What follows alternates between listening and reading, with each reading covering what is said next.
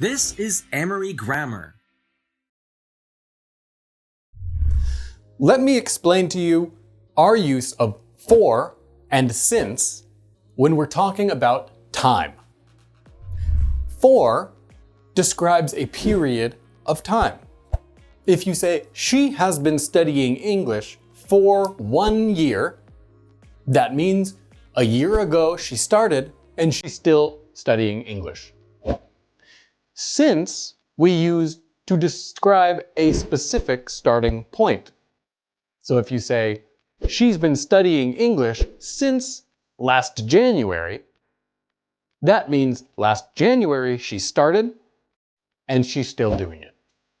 For example, I've been working for Emery since a month ago. I have been living with my housemates for 3 months. I have been in London since 2018.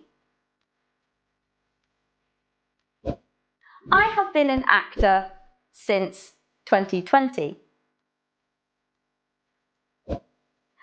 I have been eating vegetables for 23 years. I have not been eating chicken for 5 years.